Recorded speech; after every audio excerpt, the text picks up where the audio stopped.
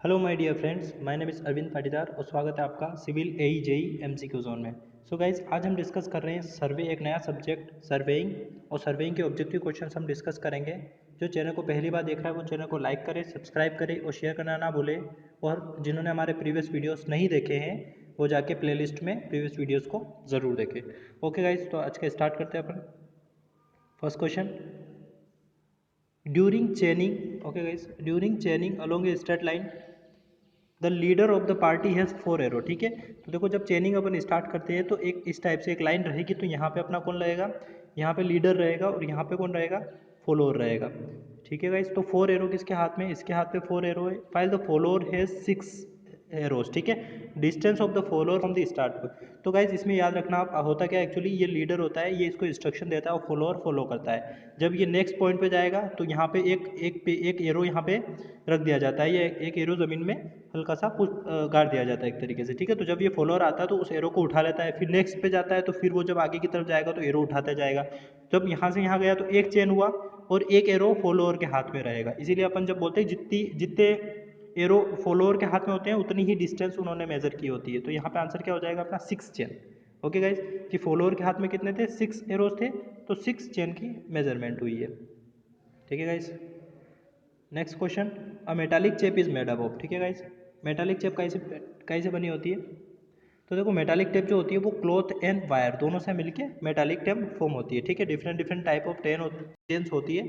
ठीक है, जैसे यहाँ पे मेंशन किया हुआ इनवार टेप, तो इनवार टेप कैसे बनी होती है, स्टील प्लस निकल। ठीक है, इससे क्या बनी होती है, ये बनी होती है, स्टील जो होता है 64% होता है, निकल 36% होता है। क्वेश्चन एग्जाम में पूछा हुआ है। ठीक है गाइज, तो आप यहाँ पे देख सकते हो ये डिफरेंट टाइप ऑफ चेन्स होती है। एक होती है इंजीनियरिंग चेन। ठीक है, इंजीनियरिंग चेन की डायमेंशंस होती है कुछ 100 फीट और 100 मीटर्स में। ठीक है, 20 मीटर 100 फीट 100 लिंक्स होती है 100 मीटर की। तो आप यहाँ और भी देख सकते हो। ठीक है, इंजीनियरिंग चेन 100 फीट की चेन होती है और उसमें लिंक्स जो होते हैं 100 लिंक्स के आसपास होते हैं। मैट्रिक चेन होती है, गंटर्स चेन होती है ना, गंटर्स चेन 66 फिट की चेन होती है। ठीक है, और 100 लिंक्स होते हैं उसमें। और मैट्रिक चेन डिफरेंट डायमेंशन में आती है, 20 मीटर एंड 30 मीटर्स में आती है। अपन देखेंगे, इसमें डिस्कस करेंगे। नेक्स्ट क्वेश्चन है, for a well condition triangle no angle should be less than. ठीक है, तो वेल कंडीशन ट्रेंगल किसको बोला जाता है, एक्चुअली जब सर्वेइंग करेंगे तो बहुत सारे टाइप के ट्रेंगल्स फॉर्म हो जाएंगे। ठीक है, तो वेल कंडीशन एंगल किसको बोलते हैं, देखो गाइस 30 डिग्री से 120 डिग्री के बीच का जो एंगल होता है ना, उस एंगल को बोला जाता है वेल कंडीशन एंगल। यहाँ पे पूछा हुआ है कि ऐसा कौन सा एंगल उससे कम नहीं होना चाहिए, तो angle should not be less then 30 degree और 120 डिग्री से ज़्यादा नहीं होना चाहिए। ठीक है गाइस, तो यहाँ पे देखो मैंने इस टाइप से अटैच की हुई है फाइल, इसमें आप देख सकते हो कि जो वेल कंडीशन एंगल होता है उसका जो एंगल होता है 30 से 120 के बीच में होना चाहिए। Next the base angle is 56 degree 14 seconds का होना चाहिए। ठीक है गाइस, इसको 56 डिग्री बोलते हैं और जो ये लगाया जाता है इसको बोलते हैं 46 डिग्री 15 मिनट्स बोलते हैं। अगर इसके साथ में इस टाइप से कुछ और सेकेंड 2 बार लगाते हैं उसको बोलते हैं सेकेंड्स। ठीक है गाइस, नेक्स्ट बात करें, एक चीज़ और आप एग्जाम में ये भी पूछा हुआ है कि जो इक्विलेटरल ट्रेंगल होता है उसको क्या, उसी को वेल कंडीशन ट्रेंगल आप कंसीडर कर सकते हो, क्योंकि एंगल कितना होता है 66 डिग्री होता है। ठीक है, अब देखो यहाँ पे डिफरेंट टेप्स की चेन की बात की हुई है, तो एक होती है revenue chain, Gunter chain, engineering chain, metric chain. ठीक है, देखो अब you should remember this value, क्योंकि ये एग्जाम में बहुत बार क्वेश्चन पूछे हुए हैं। रेवेन्यू चेन क्या होती है, रेवेन्यू चेन 33 फीट की चेन होती है और 16 लिंक होते हैं, ये दोनों आपको याद रखना है। गंटर चेन 66 फीट की और 100 लिंक होते हैं, और इस गंटर चेन को ही सर्वेई चेन बोलते हैं। Engineering chain 100 feet 100 links. ठीक है, और मैट्रिक चेन 2 होती है, 20 मीटर की है तो 150, 30 मीटर की है तो 150 लिंक होंगे। ठीक है गाइज, और 20 मीटर की है तो 100 लिंक्स होंगे। You should remember this by heart. Next की अगर बात करें अपन कि the angle of intersection of the two plane mirror, ठीक है, ऑफ एन ऑप्टिकल स्क्वायर। देखो ऑप्टिकल स्क्वायर जो होता है ना वो क्या मेजर करता है, वो 45 डिग्री एंगल मेजर कर सकता है। ठीक है, तो जो जो 2 मिरर लगे होते हैं उसमें एक से रेस निकलती है, दूसरे से रिफ्लेक्ट होकर उसके बाद यहाँ पे जो एंगल बनता है, तो यहाँ पे एंगल क्या रहेगा, 45 डिग्री रहेगा। ठीक है, तो ऑप्टिकल स्क्वायर क्या होता है, यहाँ पे आप देख सकते हो। गाइज ये जो बात की हुई है, ये बात की हुई है फ्रेंच क्रॉस स्टाफ की। ठीक है, दो देखो पहले तो है, आप सोचो, एक तो होता है क्रॉस स्टाफ नॉर्मल। ठीक है, एक होता है फ्रेंच क्रॉस स्टाफ, इसको बोलते हैं नॉर्मल नहीं, इसको बोलते हैं ओपन क्रॉस। ठीक है, ओपन क्रॉस स्टाफ, एक होता है फ्रेंच क्रॉस स्टाफ। ठीक है। ओपन क्रॉस स्टाफ होता है वो क्या करता है 90 डिग्री को मेजर कर सकता है केवल, ठीक है 90 डिग्री। अब ये क्रॉस स्टाफ क्या होता है, जैसे कोई लाइन है उस लाइन पे जो परपेंडिकुलर मेजर करना होता है ना, जैसे परपेंडिकुलर डालना है, उस परपेंडिकुलर डालने के लिए क्या यूज़ करते हैं अपन, this offsets this cross staff is used, ठीक है पहली चीज़ तो ये। दूसरी, जो फ्रेंच क्रॉस स्टाफ होता है वो क्या कर सकता है, वो 45 डिग्री का भी मेजर कर सकता है, ठीक है गाइस 45 डिग्री भी मेजर कर सकता है, 90 डिग्री भी मेजर कर सकता है और 135 डिग्री भी मेजर कर सकता है, यू शुड रिमेंबर दिस, ठीक है। फोन से ऑप्टिकल स्क्वायर क्या कर सकता है, देखो ऑप्टिकल स्क्वायर के बारे में क्या पूछा हुआ है, एक तो ये पॉकेट इंस्ट्रूमेंट होता है, दूसरा 45 डिग्री मेजर करता है और तीसरा डबल रिफ्लेक्शन पे काम करता है, ठीक है, क्योंकि यहाँ पे एक प्रिज्म लगा होता है जो रिफ्लेक्ट करता है, ठीक है, उसी लिए यहाँ पे जो प्रिंसिपल है वो क्या, डबल रिफ्लेक्शन। थर्ड है प्रिज्म स्क्वायर, प्रिज्म स्क्वायर का इससे भी अच्छा इंस्ट्रूमेंट है, ठीक है, ये भी 45 डिग्री का मेजरमेंट करता है, लेकिन यहाँ पे कोई एडजस्टमेंट की रिक्वायरमेंट नहीं होती, ठीक है गाइज, तो ये आपको याद रखने हैं। और भी यहाँ पे देखो किया हुआ है, सर्वे जब अपन करते हैं, ठीक है, जब अपन कोई हिली एरिया से सर्वे करते हैं तो अपन नीचे की तरफ आना प्रेफर करते हैं, ना कि ऊपर की तरफ जाना, ठीक है, नीचे आने में इजीली अपने को सर्विंग हो जाता है। एक और ये भी पूछा हुआ। और क्लिनोमीटर क्या होता है, clinometer angle of slope of ground निकालने के काम आता है, तो क्लिनोमीटर क्या निकालता है, स्लोप ऑफ द ग्राउंड को बताता है, ठीक है guys. Next question, the allowable length of the offsets depends upon the, ठीक है, तो अलोवेबल लेंथ ऑफ ऑफसेट्स किस पे डिपेंड करता है, डिग्री ऑफ एक्यूरेसी पे, बिल्कुल सही बात है। Method of setting out the perpendicular, बिल्कुल क्रॉस स्टाफ से यूज कर रहे हो या कैसे कर रहे हो आप, ठीक है। स्केल ऑफ प्लॉटिंग, बिल्कुल उस पर, ऑल ऑफ देवा, ठीक है, तो यहाँ पे सब पे डिपेंड करेगा आपका allowable length of the offsets, ठीक है। नेक्स्ट क्वेश्चन, अब देखो यहाँ पे बताया हुआ है, ठीक है, अभी बात की थी अपनों ने कि जो फ्रेंच क्रॉस स्टाफ होता है वो किस लिए यूज़ करते हैं, तो फ्रेंच क्रॉस स्टाफ का बताया था मैंने, 45 डिग्री भी मेजर करता है, 90 डिग्री भी मेजर करता है, 135 डिग्री भी मेजर करता है, तो आइदर 45 डिग्री और 90 डिग्री कोई भी मेजर कर सकता है यहाँ पे, ठीक है, तो एनी एंगल मेजर कर सकता है ये, ठीक है, 45 डिग्री और 90 डिग्री मेजर कर सकता है, ठीक है। देखो एनी एंगल में अपन नहीं कह सकते, क्योंकि यहाँ पे अगर वो 135 डिग्री भी लिखा होता है ना तो वो सही हो जाता है, लेकिन एनी एंगल में तो 180 डिग्री भी आ जाएगा, 180 डिग्री तो मेजर नहीं कर पाएगा, तो ये प्रॉब्लम हो जाती है, ठीक है, इसलिए आंसर सी है। अब यहाँ देख सकते हो वही वही स्लाइड को मैंने डिस्क्राइब किया, 45 डिग्री और 135 लिखा हुआ, ठीक है, इसके बीच में जो एंगल 90 आएगा वो तो मेजर कर ही लेगा ये, और मैंने इसके डायग्राम्स बता रखे थे, यहाँ पे डायग्राम है इसका, ठीक है। ये होता है एक्चुअली आपका कौन सा डायग्राम है, ये ओपन क्रॉस स्टाफ का डायग्राम है। तो अपन क्या करते हैं, देखो यहाँ पे इस टाइप से एक तरफ हेयर होता है, एक तरफ स्लिट होती है, तो अपन यहाँ से देखते हैं तो ये क्या हो जाता है, लाइन इस तरीके से इंटरसेक्ट हो जाती है, जैसे ये लाइन है, यहाँ पे अपन इंस्ट्रूमेंट रखेंगे तो वो क्या कर देगा, इस तरीके से बांट देगा उसको, तो इस लाइन पे अपन एक रेंजिंग रोड यहाँ रखेंगे, एक रेंजिंग रोड यहाँ रखेंगे और परपेंडिकुलर डाल लेंगे। ये होता है आपका फ्रेंच क्रॉस स्टाफ, इस पर आप देख रहे हो 45 डिग्री के बने हुए, तो ये 45 डिग्री वाला भी मेजर कर लेगा। और ये होता है सेल्फ रीडिंग स्टाफ, ठीक है, ये अपने यहाँ पे रीडिंग होती है, ये अपने आप ही रीडिंग को क्या कर लेता है, मेजर भी कर लेता है, साथ साथ अपने को पढ़ना नहीं पड़ती एक्चुअली रीडिंग, ठीक है। ये इसका 3 डायग्राम्स है, ये तो कंपास का डायग्राम है, ये होता है नॉर्मली आपका डायग्राम, ठीक है, ये आपका इसका स्टैंड होता है और ये आपका फ्रेंच क्रॉस स्टाफ, ठीक है guys. Which of the following methods of offsets involve less measurement on the ground, ऐसा कौन सा मेथड है ऑफसेट का जो बहुत कम मेजरमेंट होता है ग्राउंड पे, तो method of perpendicular offset, method of oblique offset, method of dice और मेथड ऑफ, ठीक है, ऑल इन्वॉल्व, ठीक है। देखो इसमें क्या है, जो परपेंडिकुलर ऑफसेट्स होता है उसमें कुछ नहीं, सिंपल एक रेंजिंग रोड की रिक्वायरमेंट होती है और यहाँ से आप मेजर पॉइंट ले लेते हो, ठीक है, तो A will be the answer. Next question की बात करें कि the permissible error in chaining for measurement, ठीक है, फॉर विथ चेन, हिली और रफ ग्राउंड, तो ठीक है गाइस, तो you should remember this value, ये आप याद करने वाली डायरेक्ट फॉर्मूले वैल्यू से। तो हिली और रफ ग्राउंड पे जो वैल्यू होती है वो कितनी होती है, 1/250 होती है, तो 1/250 you should be the your answer, ठीक है। ये एसएससी में क्वेश्चन पूछा हुआ है गाइस। देखो अब यहाँ पे क्या पूछा हुआ है, the correction of the सेग, सेग correction क्या होता है, सेग करेक्शन वही है जैसे कोई वायर था, स्टार्ट में ऐसा था, वो वायर क्या हो गया, समय के साथ ऐसा हो गया, ठीक है। तो देखो जब वायर ऐसा था तो आप लेंथ कम मेजर करनी पड़ती थी, लेकिन जैसे वायर ऐसा हुआ तो आपको लेंथ ज़्यादा मेजर करनी पड़ रही, मतलब मेजरमेंट आपका क्या हो गया, मोर हो गया, मेजरमेंट ज़्यादा हो गया। अब ज़्यादा लेंथ आप मेजर कर रहे हो तो आपको जो करेक्शन लगाना पड़ेगा ना, वो करेक्शन क्या रहेगा आपका, नेगेटिव रहेगा, ठीक है गाइस। तो करेक्शन आपका यहाँ पे क्या हो जाएगा, नेगेटिव करेक्शन रहेगा, ठीक है। तो इसलिए आंसर आपका क्या हो जाएगा, जो सेक करेक्शन होता है वो ऑलवेज क्या होता है, सब्सट्रैक्टिव होता है, नेगेटिव होता है, ठीक है, यू शुड रिमेंबर दिस। अब उसका एक फॉर्मूला होता है, वो फॉर्मूला क्या होता है, वो फॉर्मूला होता है W²L3/24P², ठीक है, ये एक फॉर्मूला होता है, यू शुड रिमेंबर दिस, इससे क्वेश्चन एग्जाम में पूछे जाते हैं हर बार, ठीक है। और अब एक चीज़ हो रहा है यहाँ पे कि जब सर्वे अपन करते हैं तो ठीक है, सबसे पहला सर्वे पॉइंट क्या आता है, तो इसको बोलते हैं रिकनसेंसस। नॉर्मल तरीके से सर्वे जब अपन करते हैं, डेटा कलेक्ट करते हैं, उसको बोलते हैं रिकनसेंसस। उसके बाद मार्किंग ऑफ स्टेशन, ठीक है, रनिंग सर्वे लाइन्स और टैगिंग स्टेशन या टैगिंग पॉइंट्स, ठीक है, टैगिंग ऑफसेट्स। नेक्स्ट बात करें, cross staff is the instrument used for, cross staff क्यों यूज करते हैं, अभी बताया था परपेंडिकुलर मेजर करने के लिए। तो क्या होगा, setting out the right angle, ठीक है, राइट एंगल को ही अपन क्या बोलते हैं, परपेंडिकुलर्स बोलते हैं। तो यहाँ पे आंसर क्या हो जाएगा, B will be the answer. अब देखो यहाँ पे वही वाला मैंने मेंशन किया हुआ है, ठीक है, 45 डिग्री एंड ऑल दैट। अब यहाँ पे क्या हुआ, देखो normal tension is that pull which, ठीक, नॉर्मल टेंशन क्या होता है, तो देखो सेग करेक्शन को क्या करते हैं, पुल करेक्शन के इक्वल में करने के लिए जो अपन जितना भी फोर्सेस वगैरह अपन लगाते हैं उसको क्या बोलते हैं, देखो पुल करेक्शन क्या होता है, पॉजिटिव और नेगेटिव दोनों हो सकता है, और सेग करेक्शन हमेशा नेगेटिव होता है। इन दोनों को इक्वेट करने के लिए जो फोर्स लगाते हैं उसको बोलते हैं अपन नॉर्मल टेंशन, ठीक है। इसको यहाँ पे होगा to neutralize the effect of pull and sag correction, तो B will be the answer, ठीक है।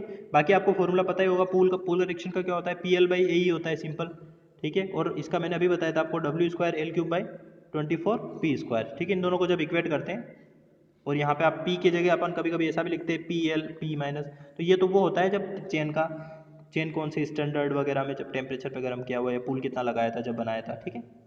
Which of the following is not the instrument, ठीक है, सही से पढ़ना। मेजरिंग द परपेंडिकुलर, देखो परपेंडिकुलर ऑप्शंस की अपन बात की तो देखो क्रॉस स्टाफ यूज करते हैं, ऑप्टिकल स्क्वायर करते हैं, टेप से भी अपन मेजर कर सकते हैं, कोई बड़ी बात नहीं है। लेकिन ये लाइन लेंजर यूज नहीं करते। लाइन लेंजर किस लिए यूज करते हैं, जैसे कोई लाइन है तो ऑल द, जैसे कोई भी सारी चीज पॉइंट उस पर्टिकुलर लाइन में है कि नहीं है, उसके लिए अपन लाइन रेंजर का यूज करते हैं, ठीक है। तो यहाँ पे आंसर क्या हो जाएगा, ये हो जाएगा। अभी लाइन रेंजर दिखता कैसा है, ये इस टाइप का इंस्ट्रूमेंट होता है, ठीक है, इसे अपन लाइन रेंजर बोलते हैं, ठीक है guys. Next question, if the length of the chain is found to be short, ठीक है, तो ये क्या बोल रहा है, अगर जो आपकी लेंथ है चेन की वो शॉर्ट है तो क्या करेंगे, it can be adjusted by, कैसे, स्ट्रेनिंग द लिंक, बिल्कुल सही बात है, अगर छोटी है अगर उसको टाइट करेंगे तो वो बड़ी हो जाएगी, पहली चीज तो सही लग रहा है। रिमूविंग वन और मोर स्मॉल सर्कुलर, अगर रिमूव कर देंगे, जैसे मान लो डिफरेंट डिफरेंट सर्कुलर रिंग से बनी होती है, उसको सर्कुलर रिंग बोलते हैं, अगर इसको रिमूव कर देंगे तो स्मॉल हो जाएगी, और तो स्मॉल तो करना नहीं है अपने को, दूसरा गलत। Closing the joint of the ring, इस जॉइंट को अगर क्लोज करेंगे तो भी वो छोटी हो जाएगी, तो ये तो गलत है, तो A will be the answer, ठीक है गाइस। अपने को खींचना पड़ेगा चेन को उसकी मतलब लेंथ को बढ़ाने के लिए, ठीक है guys. Next, the maximum tolerance of 20 metre chain, देखो 20 मीटर की जो चेन होती है ना वो कितनी लंबी चौड़ी हो सकती है उसका बात की हुई, तो 20 मीटर की जो चेन होती है उसमें ±5 mm का कम ज़्यादा हो सकता है, mm में बात हो रही है देखो यहाँ पे, और यहाँ पे मीटर की बात हो रही है। और जो 30 मीटर होती है उसमें कितना ±8 mm का हो सकता है। You should remember both values. तो यहाँ पे आंसर क्या है अपना, ठीक है, आप यहाँ पे देख सकते हो, देखो यहाँ पे बहुत सारी डिस्कशन किया हुआ है, ये काफ़ी इंपॉर्टेंट है। देखो गाइस पहले आप यहाँ देखने की कोशिश करना, पहले तो आंसर बता देता हूँ आपको। देखो 20 मीटर चेन है तो ±5 mm, और 30 मीटर चेन है तो 8 mm। उसके बाद जो बात कर रहे हैं, जो जब चेन बनाई जाती है तो स्टैंडर्ड जो अपना पुल होता है वो कितना होता है, 80 न्यूटन का दिया जाता है। You should remember this value also, ठीक है। और उसके बाद देखो यहाँ पे और भी क्या हुआ है, एक वैल्यू और मेंशन की हुई, every metre of the chain है ना, तो ±2 भी होता है, ठीक है। इंडिविजुअली की बात की हुई तो ±2 mm। उसके बाद 1 माइल जो होता है वो किसके 80 इंटू गंटर्स चेन के बराबर होता है, और 1 एकड़ जो होता है वो 10 इंटू गंटर्स चेन का स्क्वायर के बराबर होता है। You should remember this value. उसके बाद ये अपन डिस्कस किया हुआ है, revenue chain, Gunter's chain, engineering chain, metric, और ये आपको याद होना चाहिए, ठीक है गाइस।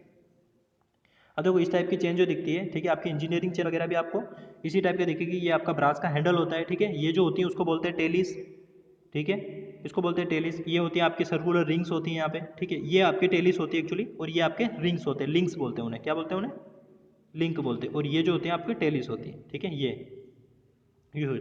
अब देखो यहाँ पे अलग अलग टेलिस होती है कि हर एक डिस्टेंस पे अलग होती है, यहाँ पे एक आपको एक दिखेगी, सेकंड दिखेगी, इस टाइप से रहती है वो, ठीक है, ये आप देख सकते हो यहाँ पे, ठीक है। कुछ पर्टिकुलर डिस्टेंस पे रहेगी, जैसे यहाँ पे एक 10 लिंक है, ठीक है, तो ये कितने मीटर की चेन है, मान लो ये 10 लिंक की बात हो रही है ना यहाँ पे, तो कितने, मान लो ये अगर 20 मीटर की चेन की बात कर रहे हैं अपन, ठीक है, तो इस टाइप से रहेगी। ये फर्स्ट वाली पे आपको क्या फर्स्ट वाली दिखेगी, फिर यहाँ पे आपको सेकंड दिखेगी, फिर थर्ड दिखेगी, फिर फोर्थ दिखेगी, और फिफ्थ दिखेगी, उससे पता लग जाएगा। यहाँ पे आपकी चेन क्या हो जाएगी, हाफ मेजरमेंट आपका कंप्लीट हो जाएगा। तो आपको बार बार मेजर करने की जरूरत नहीं पड़ेगी, आपको पता लग जाएगी इसी के थ्रू, ठीक है। Next, for accurate work the steel band should always be used in preference to chain because the steel band is, ठीक है। तो स्टील बैंड अपन क्यों यूज़ करते हैं नॉर्मली, किसकी जगह पे, नॉर्मल चेन की जगह पे। तो सिंपल सी बात है कि अपना क्या होगा, एक्यूरेसी ज़्यादा आएगी, और एक्यूरेसी कब आएगी, जब उसमें चेंजेस कम होंगे, ठीक है, क्योंकि जब चेन से मेजरमेंट करते हो तो बहुत सारी प्रॉब्लम क्रिएट होती है। इट इज़ प्रैक्टिकली इन एक्सटेंसेबल, ठीक है, तो वो क्या हो जाता है, खींचा नहीं जाता एक्चुअली, यार लेंथ उसकी इंक्रीज नहीं होगी, और लेंथ इंक्रीज नहीं होगी तो सारी वैल्यू इक्वल आएगी अपनी, तो सी विल बी द आंसर, ठीक है guys. The length of the chain is measured from, ठीक है, तो ये क्या बोल रहा है, the length of chain, chain कहाँ से मेजर करते हैं, अभी बताया था आपको। एक तो यहाँ पे क्या होता है, ब्रास हैंडल होता है इस टाइप से, इस साइड भी रहेगा आपका, ठीक है। नेक्स्ट बात करें अपन, और उसके बाद यहाँ पे टेलीज वगैरह रहेगा आपका। तो यहाँ पे सिंपल सी बात है कि जो आउटर से आउटर बीच में जो मेजरमेंट होता है ना, उसी को अपन बोलते हैं लेंथ, ठीक है। तो यहाँ पे क्या रहेगा, outside of the handle to the outside of the other handle, ठीक है, तो B will be the answer. Measurement आपको बाहर से लेना है, ठीक है, क्योंकि जब चेन बनाई जाती है तो उसमें वो कंसीडर कर लिया जाता है एक्चुअली। लेंथ ऑफ, है ना, select the incorrect statement, the true meridian, है ना, at different places are parallel to each other. देखो एक प्लेस यहाँ होगी, एक प्लेस यहाँ होगी, तो ट्रू मेरिडियन जो रहेगा ना हमेशा अर्थ का, वो क्या रहेगा आपका, सेम रहेगा। The true meridian at any place is not variable, ठीक है, पहला सही रहेगा तो दूसरा तो गलत रहेगा। The true meridian coverage converge to a point in northern and southern hemisphere, the map prepared by national survey department of any country are based on the true meridian, ठीक है। तो यहाँ पे आंसर क्या रहेगा आपका, A will be the answer रहेगा, ठीक है, कि true meridian at different places are parallel to each other, ऐसा कोई कंसीडर, ऐसा कोई फिक्स नहीं है, वो चेंजेस हो सकता है, ठीक है। तो गाइस यहाँ पे आंसर क्या रहेगा, ए रहेगा, ठीक है, क्योंकि अर्थ के कर्वेचर पे डिपेंड करेगा एक्चुअली, वो अर्थ का कर्वेचर चेंजेस हो सकता है तो वहाँ पे हो सकता है थोड़ा बहुत, है ना।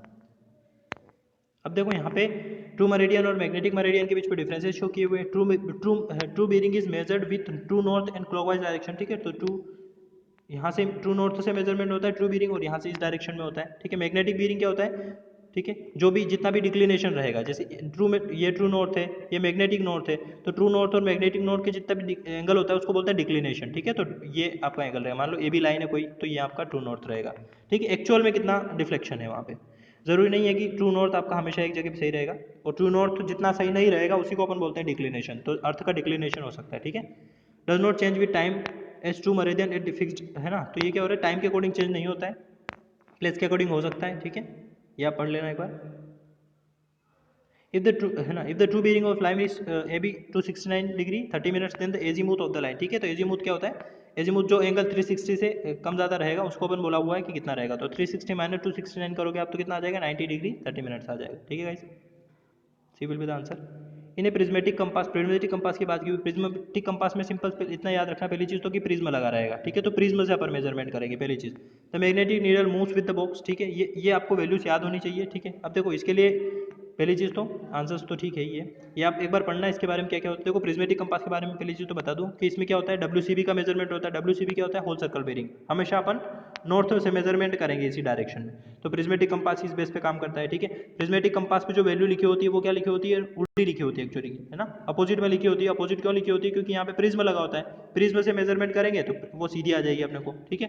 दूसरी चीज़ ये होती है, इसको प्रिज्मेटिक कंपास को मेजरमेंट करने के लिए आपको ऐसा हमेशा ट्राइपॉड की रिक्वायरमेंट नहीं रहेगी, ऐसा कोई रिक्वायरमेंट नहीं है, आप ऐसे नॉर्मली भी हाथ पे रख के भी मेजरमेंट कर सकते हो, ठीक है। देखो आप, और ये चीज़ आपको याद होनी चाहिए, देखो list count of prismatic compass कितना होता है, 30 मिनट, ठीक है। सर्वेयर कंपास का लिस्ट काउंट कितना होता है, 15 मिनट्स, है ना, 15 मिनट्स।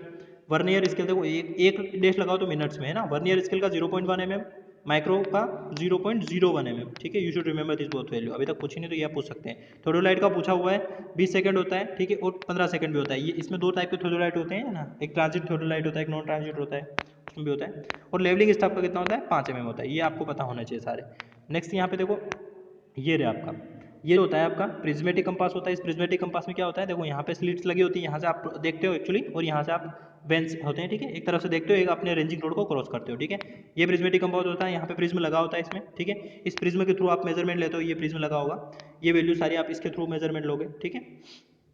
और उसके बाद क्या होगा, इसमें जो नीडल रहेगी वो कौन सी रहेगी, वो ब्रॉड नीडल रहेगी इसमें, ठीक है, आप ये देख सकते हो। और ब्रॉड नीडल क्या रहेगी, कंपास के साथ अटैच नहीं रहेगी। इसमें देखो यहाँ पे आपको क्लियर हो जाएगा, ये होती है, देखो ये जो होता है ना आपका, वो यहाँ पे प्रिज्म लगा हुआ है, मतलब ये प्रिज्मेटिक कंपास है। ये नीडल जो है ना वो आपके जो आपका ये रहेगा, ठीक है, सर्कुलर रिंग, इसके साथ अटैच होती है, तो आपका ग्लास, मतलब ग्लास के साथ अटैच नहीं होती है बाहर के। लेकिन यहाँ पे क्या होता है, नीडल फ्री होती है, ठीक है। ये नीडल क्या होती है, शार्प एज नीडल होती है, और ये शार्प एज नीडल क्या होती है आपके इस सेंटर के साथ अटैच नहीं होती है, तो आपका ग्लास के साथ ये जो रिंग, सर्कुलर रिंग होती है जिसपे अपने सारी चीज़ें लिखी होती है, वो अटैच होती है। यू शुड रिमेंबर दिस, ठीक है। इन्हीं के बेसिस पे क्वेश्चंस बनते हैं। अब देखो यहाँ पे क्या लिखा हुआ है, अब लाइन के लिए क्या सही है, फोर बीरिंग और बैक बीरिंग। देखो इस टाइप से एक लाइन होती है सिंपल, ठीक है, अपन डायग्राम बनाते हैं तो देखो नॉर्थ से अपन जो मेजरमेंट करते हैं, मान लो ये किसी चीज़ का एंगल है, ये फोर बीरिंग बोलते हैं, तो बैक बीरिंग क्या रहेगा, जैसे ये ए बी लाइन है, ठीक है, तो ए बी लाइन का फोर बीरिंग क्या हो गया, नॉर्थ से लेके जो एंगल बना है ये हो गया। ए बी लाइन का बैक बीरिंग क्या होगा, तो अपन बी पे जाते हैं और पूरा घुमाते हैं और कहाँ तक आते हैं, उसी लाइन तक रिटर्न आते हैं, तो ये बैक बीरिंग हो जाएगा। तो देखो जितना एंगल ये होता है उतना ही एंगल इतना होता है, सिंपल सी बात है, जितना एंगल ये रहेगा उतना ही एंगल ये रहेगा, तो डिफरेंस कितना है, डिफरेंस कितना रहेगा, 180 का रहेगा। तो फोर बीरिंग और बैक बीरिंग में डिफरेंस रहता है, यू शुड रिमेंबर दिस, ठीक है। इसीलिए अपन फॉर्मूला जो लिखते हैं ना, 4 bearing plus minus back bearing is equal to कितना होता है, 180 डिग्री का डिफरेंस होता है इन दोनों के बीच में, ठीक है। तो अब लेकिन यहाँ पे क्या पूछा, देखो 4 बीरिंग और बैक बीरिंग के डिफरेंस 180, बिल्कुल सही बात है। The 4 bearing of the back bearing of B A, अब ये तो गलत हो गया, ठीक है। 4 bearing of A B and back bearing of A B, देखो ए बी और ए बी का ही रहेगा यहाँ पे, बी ए का नहीं रहेगा फिर, ठीक है। तो यहाँ पे कितना आंसर रहेगा आपका, A will be the answer, ठीक है। बी गलत हो गया क्योंकि वो बी ए का नहीं रहेगा, ए बी का ही होता तो वही सही रहता, ठीक है गाइस। नेक्स्ट की अपन बात करें लोकल अट्रैक्शन इन कंपास, तो लोकल अट्रैक्शन क्या होता है, एक्चुअली जो भी नीडल होती है ना, वो नीडल की थोड़ी सी बैक मतलब थोड़ी सी अपनी जगह से मूव हो जाती है, डाइवर्ट हो जाती है, उसको क्या बोलते हैं अपन, वो बोलते हैं लोकल अट्रैक्शन। अब वो किसकी वजह से हो सकता है, मान लो कोई स्टील का मेंबर आपके पास में हो, जहाँ पे आप मेजरमेंट कर रहे हो, आपके हाथ में कोई आपने रिंग पहन रखी है उससे हो सकता है, कोई घड़ी पहन रखी है वॉच है उससे हो सकता है, ठीक है। तो कोई भी ऐसा सब्सटेंस जो नीडल को इन्फ्लुएंस करता हो, ठीक है। तो presence of the magnetic substance near to the instrument, तो यहाँ पे आंसर क्या हो जाएगा, D will be the answer, ठीक है गाइस। अब यहाँ पे क्या देखो, in an quadratic bearing system the whole circle, देखो क्वाड्रेटिक जो क्यूबी होता है ना, quadratic bearing system, quadratic bearing system में क्या होता है, ये आपको पता ही होगा। क्वाड्रेटिक बीरिंग सिस्टम में क्या होता है, अपन नॉर्थ और साउथ दोनों से मेजरमेंट कर सकते हैं, पहली चीज़ तो ये, ठीक है। और जो होल सर्कल बीरिंग होता है उसमें हमेशा नॉर्थ से मेजरमेंट होती है, और जिस एंगल के पीछे नॉर्थ साउथ कुछ भी नहीं लिखा होता है ना एंगल के आगे पीछे, तो वो किस में होता है, वो होल सर्कल बीरिंग होता है, सिंपल, ठीक है। तो देखो यहाँ पे किस में दिया कुछ नहीं आगे पीछे, तो होल सर्कल बीरिंग में। दूसरा 293 है, तो नॉर्थ से मेजरमेंट होता है, तो 293 कहाँ पे आएगा, नो, ठीक है। यहाँ पे कितना हो जाएगा 180 और 90, तो यहाँ पे आएगा आपका, ठीक है। इस कंडीशन में कहीं भी रहेगा तो ये पूरा एंगल रहेगा, तो अपने को बताना कितना है, अपन रिड्यूस बीरिंग में तो नॉर्थ से बता सकते हो, साउथ से जो पास में होगा बताएंगे। अब ये इसके पास में पड़ेगा तो नॉर्थ तो आएगा स्टार्ट में। अब देखो ये और ये आंसर हो सकता है, तो ये तो गलत हो गया दोनों तो। अब देखो एंगल कितना 360 में से माइनस करना है 293 को, तो एंगल कितना रहेगा 66 रहेगा, तो सिंपल आंसर भी। नेक्स्ट की अपन बात करें the prismatic compass and the surveyor compass of the line A B and quadrature bearing of the line respectively, ठीक है। तो यहाँ पे क्या हुआ, प्रिज्मेटिक कंपास में क्या मेजरमेंट करते हैं, अभी बताया था। प्रिज्मेटिक कंपास में अपन होल सर्कल बीरिंग मेजर करेंगे, नॉर्थ से ही मेजर करते हैं हमेशा, और सर्वेयर कंपास में अपन रिड्यूस बीरिंग मेजर करते हैं। इस रिड्यूस बीरिंग को क्वाड्रेंटल बीरिंग भी बोलते हैं, शुड रिमेंबर दिस, दोनों एक ही नाम होते हैं, रिड्यूस बीरिंग या क्वाड्रेंटल बीरिंग। तो देखो बहुत देखो it gives whole circle bearing and quadrantal bearing of the line respectively, ठीक है। तो A will be the answer. 22 the horizontal angle between the true meridian, एक अभी बताया था मैंने आपको कि ये क्या रहेगा, ट्रू नॉर्थ रहेगा। तो ट्रू नॉर्थ देखो अभी बता देता हूँ इसके बारे में थोड़ा सा सही से, देखो इस टाइप से आपका ये रहेगा। तो देखो ये होता है ट्रू नॉर्थ, ठीक है। इस ट्रू नॉर्थ से मेजरमेंट लोगे ना उसको बोलते हैं ट्रू बीरिंग, ठीक है। और एक कहीं पे एंगल होगा आपका उसको बोलते हैं अपन मैग्नेटिक नॉर्थ। मैग्नेटिक नॉर्थ क्या होता है, कोई भी थोड़ा सा डिफ्लेक्शन हो जाता है ट्रू नॉर्थ में, और मैग्नेटिक नॉर्थ से जितना एंगल लेंगे उसको बोलते हैं मैग्नेटिक बियरिंग। और इन दोनों के बीच में एक मान लो एंगल बना डेल्टा, ठीक है। क्या बना, डेल्टा। इस डेल्टा को क्या बोलते हैं अपन, डिक्लिनेशन बोलते हैं, ठीक है गाइस। तो यही पूछा हुआ है कि ट्रू नॉर्थ या ट्रू बीरिंग के बीच, ट्रू नॉर्थ और मैग्नेटिक नॉर्थ के बीच में जो एंगल होता है उसको क्या बोलते हैं अपन, या फिर ट्रू मेरिडियन और मैग्नेटिक मेरिडियन के बीच में जो एंगल होता है उसको क्या बोलते हैं अपन, डिक्लिनेशन बोलते हैं, ठीक है गाइस। तो यहाँ पे जो आंसर हो जाएगा वो क्या हो जाएगा आपका, डिक्लिनेशन हो जाएगा। नेक्स्ट अब यहाँ पे आप पढ़ सकते हो इसके बारे में, ट्रू मेरिंग और मैग्नेटिक बीरिंग क्या होता है। A negative declination shows that magnetic meridian, अब देखो यहाँ पे क्या होता है, अपन जो डिक्लिनेशन होता है ना वो दो डायरेक्शन में हो सकता है, you should remember this also, ठीक है। 1 मिनट गाइस, ठीक है गाइस। अब देखो यहाँ पे क्या होता है, जो डिक्लिनेशन हो सकता है ना, एक तो अर्थ अर्थ मतलब ईस्ट की साइड, वेस्ट की साइड में डिक्लिनेशन हो सकता है, और एक यहाँ पे ईस्ट की साइड में डिक्लिनेशन होता है। तो अपन कंसीडर करते हैं ईस्ट में जो डिक्लिनेशन होता है उसको प्लस बोलते हैं, और वेस्ट में जो डिक्लिनेशन होता है उसको नेगेटिव बोलते हैं, you should remember this value, ठीक है। तो नेगेटिव डिक्लिनेशन की बात की तो किस साइड होगा, ईस्ट वेस्ट साइड में होगा, तो B will be the answer, ठीक है गाइस। ठीक है, यहाँ पे है देखो इसी टाइप से दिया हुआ है मैग्नेटिक में आपका, एक तो ये क्या हुआ, ये ईस्ट साइड हो गया, और यहाँ पे जो दिखाया हुआ वो किससे, वेस्ट साइड हो जाएगा। तो आपका लिखा हुआ देखो ईस्टर्न डिक्लिनेशन वेस्टर्न डिक्लिनेशन, ठीक है गाइस। और ये भी एग्जाम में पूछा हुआ, you should remember this. Agonic line क्या होता है, line passing through the point of zero declination, जहाँ पे जीरो डिक्लिनेशन होगा वहाँ से जो लाइन पास होगी ना उसको क्या बोलते हैं अपन, एगोनिक लाइन बोलते हैं। और आइसोगोनिक लाइन क्या होती है, ठीक है, it is the line passing through point of earth surface, ठीक है, declination is same at given time, ठीक है। जहाँ पे डिक्लिनेशन क्या रहेगा, सेम रहेगा, उसको बोलते हैं एगोनिक आइसोगोनिक लाइन, और जहाँ डिक्लिनेशन जीरो रहेगा उसको बोलते हैं एगोनिक लाइन, ठीक है। तो ये डायरेक्ट इसी टाइप से आपसे पूछा जाएगा डायरेक्ट एग्जाम में question. If the magnetic bearing of the sun at the place at the noon is southern hemisphere is 167, the magnetic declination at the place is, देखो गाइस इसमें सिंपल एक logic है, वो लॉजिक मैं आपको बता देता हूँ। हमेशा जब भी डिक्लिनेशन की बात करेंगे ना तो अपने को क्या करना है, साउथ तक चलना है। तो साउथ तक चलने की बात है तो साउथ तक एंगल कितना हो जाएगा, नॉर्थ से साउथ तक चलना है तो साउथ तक चलने में एंगल 180 डिग्री हो जाएगा, ठीक है गाइस। देखो इसमें बहुत ज़्यादा कंफ्यूजन होता है बच्चों को, 180 डिग्री तक अपने को पहुंचना है। अब देखो ये एंगल कितना है, 167 है। अब 167 है मतलब कहीं कहीं यहाँ से शुरू हुआ होगा, तभी अपन ये 180 डिग्री तक पहुंच पाएंगे। तो अगर एंगल कम पड़ रहा है, 180 से एंगल कम है, तो अपन हमेशा ईस्ट की तरफ से शुरू करेंगे। तो कितना कम पड़ रहा है, ये 13 डिग्री के करीब पड़ रहा है, तो 13 डिग्री क्या हो जाएगा इसका, 13 डिग्री ईस्ट हो जाएगा। ठीक है, तो सिंपल आंसर 13 डिग्री। सपोज करो कि ये एंगल कितना होता है, मान लो अभी ये एंगल होता है 185 डिग्री। ठीक है, 185 डिग्री मतलब ये क्या है, ये अगर ये सपोज करो अगर यहाँ से शुरू होता तो ये 180 डिग्री में खत्म हो जाता, लेकिन ये कहीं ना कहीं पहले से शुरू है। बात समझ आ रही? तो ये कितना पहले से शुरू, ये 5 डिग्री वेस्ट में शुरू है, सिंपल। तो 5 डिग्री वेस्ट उसका आंसर हो जाता है। ठीक है गाइस, तो यू शुड रिमेंबर दिस, ऐसे इस टाइप से हो जाएगा। अब यहाँ पे देखो एक और पूछा हुआ है कि द प्रिज्मेटिक कंपास में क्या होता है। तो देखो प्रिज्मेटिक कंपास में पहली चीज तो बना है इन्वर्टेड लिखे होते हैं। ठीक है, और एक और चीज याद रखना कि साउथ एंड पे जो होता है ना, साउथ एंड पे क्या होता है, वहाँ 0 लिखा होता है। यू शुड रिमेंबर दिस, ये भी आप नोटिस करने की कोशिश करना जब कॉलेज टाइम में पढ़ो आप। तो देखो ग्रेजुएशन इन प्रिज्मेटिक कंपास क्या होता है, देखो एक तो होता है इन्वर्टेड, बिल्कुल सही है, पहला सही है। ठीक है, तो देखो पहला सही मतलब ये गलत हो गया। उसके बाद क्या है, रन क्लॉकवाइज। देखो यहाँ से कहाँ से, साउथ से। देखो साउथ पे 0 होता है, तो साउथ पे 0 होगा तो वहाँ से क्लॉकवाइज डायरेक्शन में अपन रोटेट करते हैं, तो run clockwise to the south. ठीक है, तो first and third will be the answer, तो A will be the answer. ठीक है गाइस, यहाँ पे आप देख सकते हो इसके बारे में पूरा बताया हुआ है मैंने। देखो और एक और चीज़ है, यहाँ पे एग्जाम में जो क्वेश्चन पूछते हैं वो ये पूछते हैं कि सेंटरिंग कैसे होता है। तो पहले सेंटरिंग होता है, फिर लेवलिंग होता है, फिर फोकसिंग होता है, इस टाइप से चलता है। ठीक है, और जो अपन वहाँ रहेगा अपना प्लेन टेबल की जब अपन बात करेंगे, ठीक है, प्लेन टेबल जो इंस्ट्रूमेंट होता है उसमें क्या रहेगा, पहले लेवलिंग रहेगा, फिर सेंटरिंग रहेगा, फिर ओरिएंटेशन रहेगा उसमें। ठीक है गाइस, नेक्स्ट एजेड केप क्या होता है। देखो एजेड केप किस में होता है, प्रिज्मेटिक कंपास में होता है। देखो आंसर कहाँ है, मैं अभी बता देता हूँ, इसी स्लाइड में आंसर लिखा हुआ है कि जो एजेड केप होता है ना, वो कहाँ पे, प्रिज्मेटिक कंपास में नॉर्मली यूज़ किया जाता है। एक केप होती है ऊपर की तरफ, ठीक है, उसको जब अपन फिक्स करते हैं तो आप देख सकते हो इसको, तो वहाँ पे नॉर्मली क्या रहेगा आपका, प्रिज्मेटिक कंपास रहेगा। तो उसको पढ़ना अच्छे से, जो डिस्क्रिप्शन आपको दिया हुआ है उन्हीं से क्वेश्चंस बनते हैं। थ्योडोलाइट इज एन इंस्ट्रूमेंट, थ्योडोलाइट क्यों यूज करते हैं। देखो थ्योडोलाइट जो होता है वो क्या करता है, एंगल मेजर इंस्ट्रूमेंट होता है। ठीक है, तो वो क्या करता है, वर्टिकल और हॉरिजॉन्टल दोनों एंगल को मेजर कर लेता है। तो measure the both horizontal and vertical. कैसा दिखता है थ्योडोलाइट, ये आपको बता देता हूँ मैं आपको, इस टाइप से इंस्ट्रूमेंट होता है। ठीक है, तो ये क्या होता है, ये थ्योडोलाइट होता है। इसमें जो लोअर प्लेट होता है, देखो थ्योडोलाइट की जो साइज होती है ना, इसमें भी याद रखना कि जो लोअर प्लेट होती है ना, लोअर प्लेट, लोअर सर्कल बोलते हैं उसे, उससे क्या हो जाए, थ्योडोलाइट की साइज को अपन मेजर करते हैं। ठीक है गाइस, और ये क्या होता है, हॉरिजॉन्टल वर्नियर होता है, ये वर्टिकल वाला वर्नियर होता है, ये टेलीस्कोप होता है आपका। ठीक है, ये अपर लोअर क्लैंप होते हैं जिससे आप, ट्राइपॉड होता है। ठीक है, आप देख सकते हो the process of turning the telescope. अब देखो यहाँ पे आप देख सकते हो, ये पूछा हुआ है क्वेश्चन कि द प्रोसेस है ना, the process of turning the telescope about the vertical axis. देखो ये कोई एक्सिस है मान लो, है ना, ये कोई थ्योडोलाइट है, तो वर्टिकल एक्सिस, ये वर्टिकल एक्सिस है, अबाउट द वर्टिकल एक्सिस मतलब ऐसे कोई रोटेट कर रहा होगा। ठीक है, तो ऐसे जो रोटेट होता है ना, ऐसे घूमता है, उसको बोलते हैं स्विंगिंग। ठीक है, और अगर वो बोलेगा कि हॉरिजॉन्टल एक्सिस के अबाउट, तो मतलब ऐसे घूम रहा होगा, तो ऐसे घूमने को क्या बोलते हैं अपन, ट्रांजिटिंग, रिवर्सिंग और प्लंजिंग, तीनों एक ही होते हैं ये। ठीक है गाइस, तो आप ये देख सकते हो, यही इसी की बात की हुई है ये। ठीक है, इसको घुमा रहा है एक्चुअली। अगर इसको ऐसे ऐसे घुमाएगा, एक तो ऐसे कंडीशन रहेगा, है ना, और जो एक क्या रहेगा,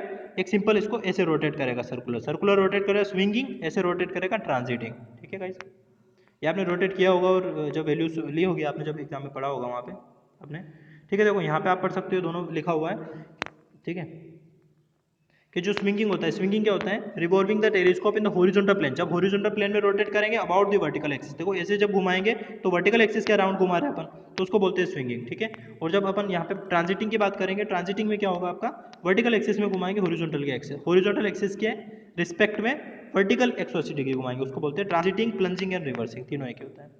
ठीक है गाइस, तो ये थे हमारे आज के सर्वेइंग के कम से कम 15 से 20 क्वेश्चन के, 30 क्वेश्चन हमने डिस्कस किए हैं सर्वेइंग के। प्रीवियस ईयर एग्जाम में क्वेश्चन आए हुए हैं गाइस, तो इन्हीं पे आप रिवाइज कीजिए, नोट्स बनाइए और पढ़ते रहिए। और हमारे जिसने प्रीवियस वीडियोस नहीं देखे हैं वो प्लेलिस्ट पे जाके वीडियोस को जरूर देखें और चैनल को लाइक करना ना भूलें, अगर आपको कंटेंट अच्छा लगता है तो। Okay guys, thank you, happy engineering.